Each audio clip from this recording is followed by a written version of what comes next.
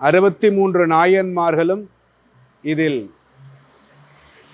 நிறைய இடங்களில் குறிப்பிட்டிருக்கக்கூடிய ஒரு நிகழ்வு. யமதர்மராஜா இவங்க 2 பேரையுமே பார்த்துக்கிட்டு இருந்தார். யமதர்மராஜா அந்த குஞ்சை நோக்கி பார்த்துக்கிட்டே இருக்காரு அப்படின்னு சொல்லி இந்த கருட பகவானுக்கு ஒரு பயம். அந்த குஞ்சை கொண்டு போய் அங்கே வச்சு அது செத்து போச்சு பார்த்தியா? ஆமாம். கருடன் சொல்கிறார், ஆமாப்பா, நீ பார்த்துக்கிட்டே இருந்த, அதனால் கொண்டு போய் அங்கே வைக்கலாம்னு நினச்சேன். அது என்னென்னா அங்கே பாம்பு அதை சாப்பிட்டுடுச்சு.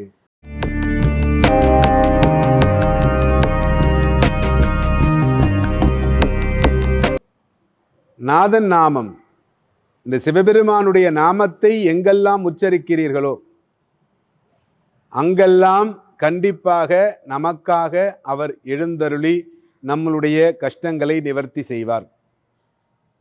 ஏன் இந்த விதியை மாத்துறாரு? எப்படி மாற்ற முடியும் அப்படின்னா, ஒரு முறை ஒரு பசுமாட்டுக்காக பிள்ளை அறுத்துட்டு வந்து கொடுக்குறாரு ஒருத்தர். இது ஒரு நாயன்மாருடைய கதை. இந்த கதையினுடைய சுருக்கத்தை மட்டும் உங்களுக்கு சொல்லுகிறேன். பசுமாட்டுக்கு பிள்ளை எடுத்துட்டு வந்து கொடுக்குறாரு. அந்த பசுமாடு இறந்து போகுது. இறந்து போனோன்னா அந்த பசுமாட்டினுடைய உரிமையாளர் சொல்றாரு, நீ பிள்ளை எடுத்துட்டு வந்து போட்டதுனால தான் இந்த பசுமாடு இறந்து போச்சு அப்படிங்கிறார். இது வழக்காகுது. இது வழக்கானோன்னே என்ன பண்ணுறதுன்னு தெரியல. அந்த ஊரில் இருக்கிற முக்கியஸ்தர்லாம் பேசி பார்க்குறாங்க. இல்லை, இந்த பசுமாட்டுக்கு பில்லு கொடுத்ததுனால தான் மாடு இறந்து போச்சு. இது மருந்து தெளித்த பில்லு, இந்த பில்லுனால தான் இறந்து போச்சு அப்படிங்கிறார். இல்லைப்பா, அருகம்பில்லு சாப்பிட்டு எப்படிப்பா இறந்து போகும் பசுமாடு? இல்லை, அதனால தான் இறந்து போச்சுங்கிறாரு. அவர் சொல்ல, நான் பில்லு கொடுத்தது உண்மைதான், ஆனால் அதனால் இறந்ததுன்னு என்னால் சொல்ல முடியாது, பில்லு கொடுத்தது மட்டும்தான் நான் அப்படிங்கிறார். அப்போ அந்த காலத்தில் பார்த்தீங்கன்னா இந்த ஊரில் இருக்கிற பஞ்சாயத்தில் செட் ஆகலை அப்படின்னா உடனே அந்த ஊரில் பக்கத்து ஊரில் அருகாமையில் இருக்கக்கூடிய அந்த ராஜாவினுடைய கட்டுப்பாட்டில் இருக்கக்கூடியவர்கள்ட்ட போவாங்க. அவங்கள்ட்ட போகிறாங்க. அப்போ போனோடனே அவர்கிட்ட போய் இந்த பசுமாட்டுக்கு பில்லு கொடுத்ததுனால தான் இறந்து போச்சு அப்படின்னு சொல்லி ஒரு கம்ப்ளைண்ட் பண்ணுறாங்க. பண்ணோடனே அவர் உடனே சரி அவங்கள வர சொல்லி பார்ப்போம் அப்படிங்கிறார். வர சொல்லி பார்ப்போம் அப்படின்னோடனே இந்த பில்லு இருக்கு இல்லைங்களா, அதையும் கொஞ்சம் கையில் எடுத்துகிட்டு போகிறார். இந்த பசுமாட்டுக்கு கொடுத்த பில்லையும் கொஞ்சம் கையில் எடுத்துகிட்டு போகிறாரு. அவர் போகிற பொழுது, அப்போ இந்த காலத்தில் பார்த்தீங்கன்னா வாசப்படியெல்லாம் குனிஞ்சு தான் போகிற மாதிரி இருக்கும், நிமிர்ந்துக்கிட்டு போக முடியாது. இதுவும் ஒரு தத்துவம். இந்த தத்துவத்தை பற்றியும் பின்பு பேசுவோம். அந்த குனிஞ்சி போகிற போது அவருக்கு தலையில் இடிச்சிடுது. இடித்தோன்னே ஓம் நம சிவாயான்னு சொல்கிறார். ஓம் நம சிவாயான்னு சொல்லிட்டு உள்ளார போகிறாரு. உள்ளார போனோன்னா அவர் சொல்கிறாரு, இந்த பில்லு கொடுத்ததுனால தான் இறந்து போச்சுன்னு சொல்கிறாங்கப்பா, இதை என்ன பண்ணலாம்? என்ன பண்ணுறதுன்னு ஒன்றுமே புரியல. உடனே அவர் சொல்கிறாரு, அந்த டபைதார் சொல்கிறாரு, இல்லை, பில்லு கொடுத்ததுனால மாடு இறந்துருந்ததுனாக்க இந்த பில்லை இன்னொரு மாட்டுக்கு கொடுத்து பார்க்கலாம் அப்படிங்கிறாரு. யாரும் அதை ஒத்துக்கலை. மாட்டுக்கு எப்படி கொடுக்குறது? உடனே அவர் சொல்கிறார், அவர் பயங்கர சிவபக்தர், ஒரு நாயன்மாரில் ஒருத்தர், அவர் பயங்கர சிவபக்தர். அவர் சொல்கிறார், நந்திகேஸ்வரர் கொண்டு போய் கொடுப்போம். நந்திகேஸ்வரர் கருங்கல்ல இருப்பார், அவர்கிட்ட கொடுத்தா அவர் எப்படி சாப்பிடுவார்? கொண்டு போய் கொடுத்தாங்க. அவரும் சாப்பிட்டார். அவரும் சாப்பிட்ட உடனே அவருக்கு ஒன்றும் ஆகலை. அப்படின்னோடனே அந்த பில்லு கொடுத்த வேலைக்காரன் இருக்கான் இல்லையா, அவனுக்கிட்ட சொன்னாங்க, எப்படி இது பசுமாடு மட்டும் இறந்து போச்சு, இது எப்படி? அப்போ அந்த டபேதார் சொன்னார், இல்லை, இது என்ன காரணம் அப்படின்னா, கையில் பில்லை வச்சுக்கிட்டு நமச்சிவாய மந்திரத்தை சொன்னோன்னுமே இதுலேருந்து விஷமெல்லாம் போயிடுச்சு. அவர் கொடுத்த பில்லில் விஷம் இருந்திருக்கலாம், விஷமெல்லாம் போயிடுச்சு, அதனால் அந்த மாடு மீண்டும் உயிர் பெறும் அப்படின்னாரு. உயிர் பெற்றிருந்தது அந்த மாடும். இந்த நமச்சிவாய மந்திரம் அப்படிங்கிறது அனுபவித்து பார்த்தால் தெரியும். 63 நாயன்மார்கள் மட்டுமல்ல, 10 அவதாரங்கள் எடுத்த பெருமாளும் சிவபெருமானை வழிபாடு செய்திருக்கிறார். ராமலிங்கம், கிருஷ்ணலிங்கம், பரசுராமலிங்கம் அப்படின்னு சொல்லி எல்லா அவதாரங்களிலும் சிவபெருமானை வழிபாடு செய்து நம்முடைய கலாச்சாரத்திற்காக மட்டுமல்லாமல் நம்மளுடைய வாழ்வியலுக்காக நிறைய சித்தர்கள் தோன்றியிருக்கிறார்கள்.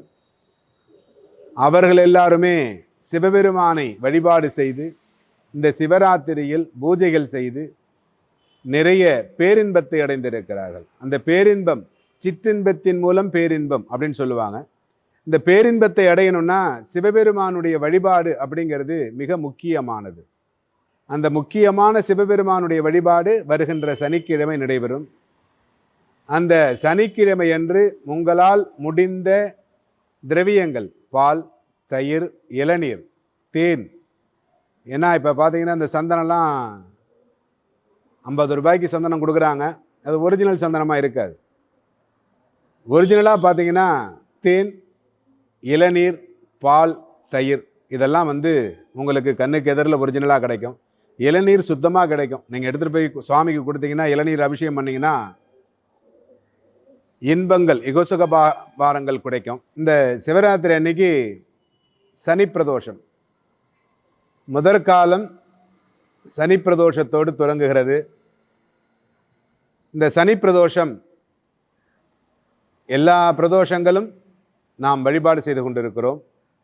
சனி பிரதோஷம், அதுவும் சிவராத்திரி அன்னைக்கு வரக்கூடிய இந்த சனி பிரதோஷம் மிகவும் சக்தி வாய்ந்த ஒரு பிரதோஷம். இந்த பிரதோஷ காலங்களில் கண்டிப்பாக நாம் இறை வழிபாடு செய்ய வேண்டும். அதற்கு மறுநாள் மயான கொள்ளை அப்படின்னு சொல்லுவாங்க, அங்காள பரமேஸ்வரி. இந்த அங்காள பரமேஸ்வரிக்கு மாசி மாதம் வருகின்ற அமாவாசை என்று மயானத்தில் பூஜைகள் செய்வார்கள். இது நிறைய ஊரில், நிறைய இடங்களில், நிறைய கோவில்களில் அங்காள பரமேஸ்வரி அம்பாள் வீற்றிருக்கிறாள். அப்படி இருந்தாலும் இந்த மயிலாடுதுறை அருகில் செம்பொன்னார் கோயில் அப்படின்னு ஒரு ஊர் இருக்கு. அதுக்கு பக்கத்தில் திருச்சம்பள்ளி அப்படின்னு ஒரு ஊர் இருக்கு. இது என்ன விசேஷம் அப்படின்னு கேட்டிங்கன்னா, இந்த திருச்சம்பள்ளியில்